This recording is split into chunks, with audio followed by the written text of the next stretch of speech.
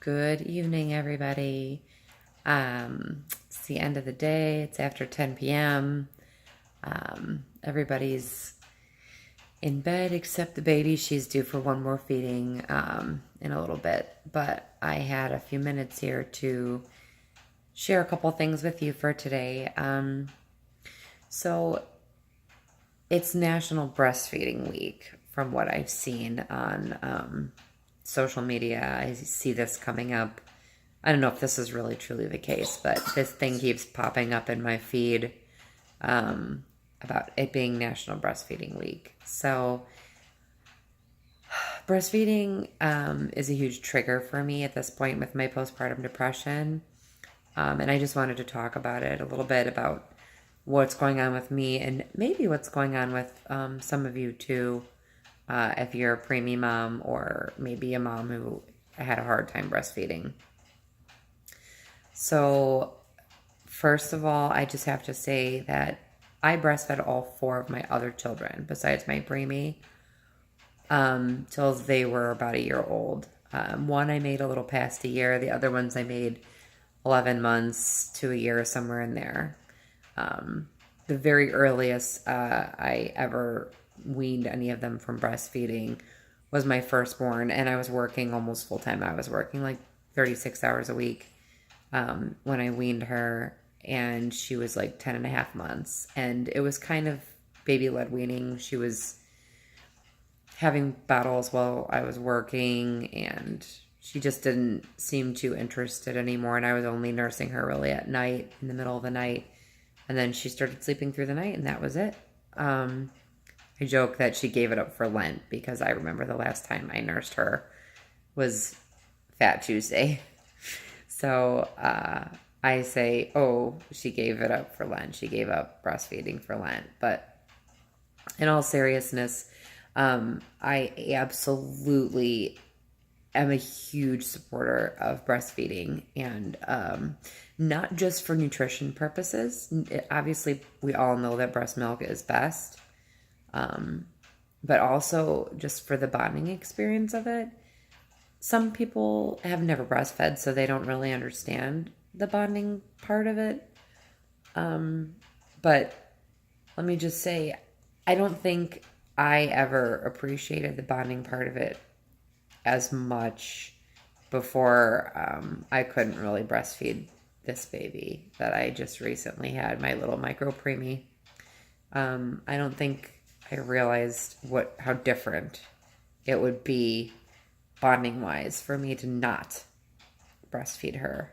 But so the other 4 babies, just the convenience, hooking that baby up, breastfeeding, and then going about my day. No washing bottles, no pumping, no nothing, unless I was working, of course, and then pumping, but that wasn't frequent. Certainly not all day long. I wasn't exclusively pumping. I was breastfeeding most of the time.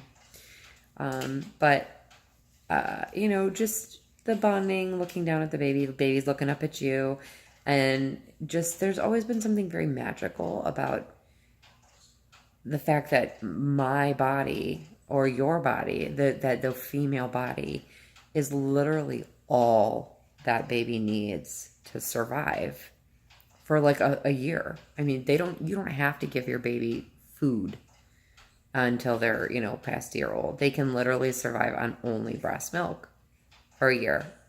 Research has proven this. Obviously, like I said, we all know breast milk is better than formula, but they're different babies for various reasons have formula. And I'm not meaning to shame any women who chose formula over breast milk for whatever reason. But the reason I'm making this video is because I have spent a lot of this day crying today after seeing my counselor and having this big discussion about basically throwing in the towel with pumping. So my baby's almost 6 months old. In 1 week, she'll be 6 months old. And I've been pumping all this time. And I hate pumping. When she was not quite 34 weeks, she was 31, 32, 33 weeks, we did some non-nutritive nuzzling, just for bonding purposes and to get her to kind of like learn how to latch. So offering her an empty breast. And I had a lot of bonding issues with my baby, and I felt very guilty about it. So if any of you ever, especially if you delivered a baby before you reached your third trimester like I did, maybe you weren't really showing a lot or enough where you felt that baby move enough, where you really felt like, wow, I'm really pregnant. I mean, I knew I was pregnant, and yeah, I did feel her move, but I never got that third trimester experience with her, and my belly didn't get really big. Sure, there was a bump, but it wasn't a huge bump. And by the time I delivered her, I had spent so long on bed rest, I really never got to see my bump because I was just laying down all the time. I wasn't walking around, obviously, looking at my bump. And then when I went to the hospital, I was there, I delivered her on my 22nd day, and it was an emergency C-section. So I don't have any recollection of her birth. I never had a C-section before. So birth was something that was a very active thing for me. I was awake and pushing and feeling and part of it. And so in a lot of ways, I had a hard time with wrapping my head around the fact that, like, this baby that I'm looking at in this isolette is my baby. Like, yes, I knew she was my baby, but there was something that was very, like, detached. I wasn't breastfeeding her. I wasn't aware at her birth. I wasn't awake. I didn't have pain down there afterwards. Obviously, I had pain. Don't get me wrong. Abdominal pain. Oh, no joke. C-section, no joke, I tell you.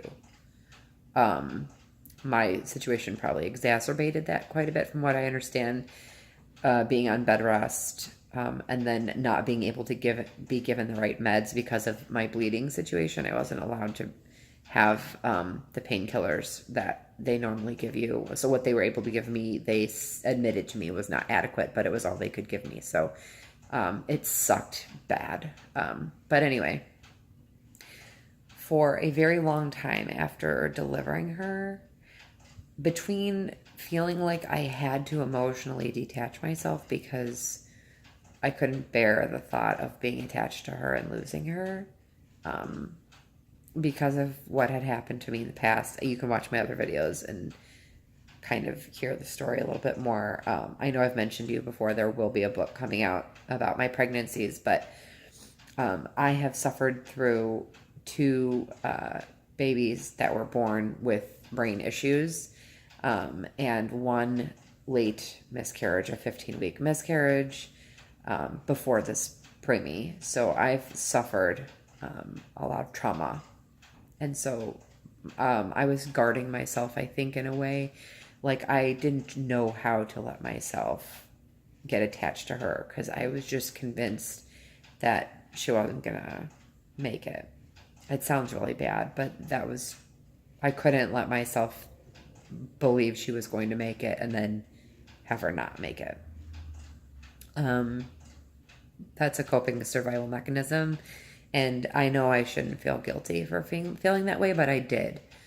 So for a long time, I felt really bad because I didn't remember her birth and I didn't really have a third trimester at all.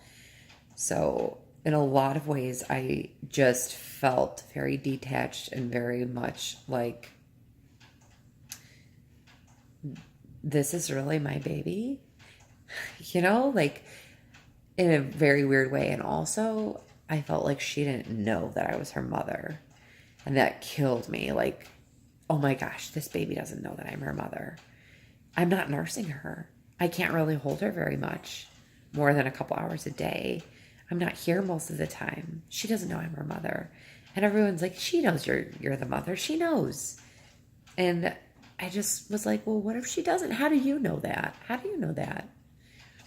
So the first time I got to nuzzle her, I finally felt like, oh my gosh, this is my baby. Like, there was this incredible change in the way I felt about her, that this connection. And I felt like I needed that. And I wanted so badly to breastfeed her for so many reasons. I mean, nutrition is one of them, but just I wanted to breastfeed her so badly. And this is my last baby. Due to the complications, I can't have any more. And I really, really just, I knew like this is my last chance to breastfeed a baby. This is it. So I was trying so hard, like, I'm just going to keep pumping and it's going to happen eventually. It's going to happen. I'm just going to persistently pump and just keep working at trying to get her to nurse. And, it'll happen. It'll happen. And I was just so stuck on that. And I'm stubborn. So I was convinced I was going to make this happen. But she has such bad reflux, and she was on this special formula for a long time for the reflux. For like 5 or 6 weeks, she didn't have any breast milk at all. So I couldn't even try to nurse her. And then when I did try to nurse her after that, she was very like gaggy, and sometimes she would take it and then sometimes she wouldn't. Sometimes she would be effective and efficient, and then sometimes she wouldn't. But I got to a point where you could tell she didn't really want a nurse. I really wanted to nurse her.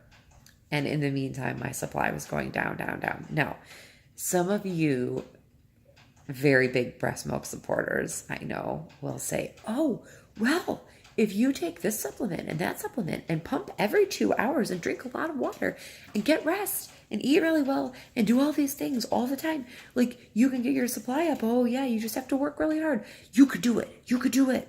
Okay, I'm going to tell you something right now. Realistically, for me to feed a baby with reflux that takes sometimes an hour to get her through a bottle, then I have to hold her upright for 30 minutes after that. Okay, I can't just substitute that with nursing because she's not doing a good job nursing. That is very time consuming right there. Then for me to fit in pumping, I have to at some point put her down, pump, and then wash all the stuff. Wash the pump parts, wash the bottles, wash all the stuff. I have 4 other children to take care of. Okay, I have to take care of myself at some point. I have to eat. Okay, drinking a lot of water, getting a lot of sleep, that's a joke. Pumping every 2 hours is absolutely out of the question. I did the very best I could for as long as I could to pump frequently and keep my supply up. But guess what? It's almost 6 months postpartum. For the last month, I have gotten almost nothing. When I pump, I get like, for the last few weeks, I've gotten 30 to 45 mLs, maybe 50 if I'm lucky. And that's a couple times a day. If I pump more frequently than that, I'm not getting like anything. And I know that if I tried to like pump more frequently and stay consistent with it, maybe I could increase the supply a little bit. But at this point, I just can't fit it in. I can't physically do it anymore. And not to mention that I talked about this with my therapist, and I was literally just shaming myself. I was like beating myself up over the fact that I was like, oh, I can't make enough milk. Oh, I can't pump. I can't feed my baby. And I got to a point where I'm like, why are you so stuck on this? Why are you hung up on this whole like being convinced that you're going to do this and this is the only way to do it? There's another way. Giving a baby formula or donor milk is not going to kill your baby. And sometimes, no matter how badly you want something like breastfeeding, it just doesn't happen. And that could happen for a full-term baby too. Some of them are tongue-tied or they have a latch problem or whatever. But no one should ever feel guilty because they're giving their baby formula or donor milk or bottles, whatever sort. So I just have to say that I have come to a point where, as much as it does still make me sad that I'm not going to breastfeed her, I've come to the conclusion that that's not what she needs. It's what I wanted. And what I wanted isn't necessarily what's the best for her. So I have let go of it. And luckily, my wonderful sister, who has a little one, is pumping once a day for mine. And I recently hit up another friend of mine. Hopefully, she hasn't answered me yet, but hopefully she'll be pumping once a day for her so she can at least get a good amount of breast milk. I mean, obviously, she's still going to get formula too, but we're rapidly going through the frozen stash I have from when she was really little in the NICU and I had a good supply. But bottom line is, don't beat yourself up. Don't do what I did. Don't put it on yourself and feel guilty that you can't, you know, you can't sustain your baby's life. You know, you can't support your baby nutritionally because your body's not cooperating. It's not your fault. And even if you could potentially get your supply up, but you cannot do what it takes, like you just feel like you physically can't do what it takes to get there, don't feel ashamed either. And for whatever reason, if you choose not to breastfeed, you know, maybe your baby's full term and you're just like, whatever, I don't want that. Don't feel bad about that either. It's a personal decision whether or not to breastfeed, and whether or not it is the best thing for your baby is besides the point. You, as a mom, are the one who gets to decide what your baby's going to have. So that's my message. Those of you who are breastfeeding, that's fantastic. I support you. And those of you who are not, you're exclusively pumping, your baby's getting formula. You just keep doing what you feel like you need to do for your baby. And I'm going to keep doing what I need to do for my baby. And God bless you, donor mamas, because, oh my gosh, I'm very grateful for what I'm going to be getting from my sister. And I know some of you give it away, and I hate pumping, so I would really, really have a hard time giving mine away. So I just have to say thank you to all of you. And that's it. Have a good night.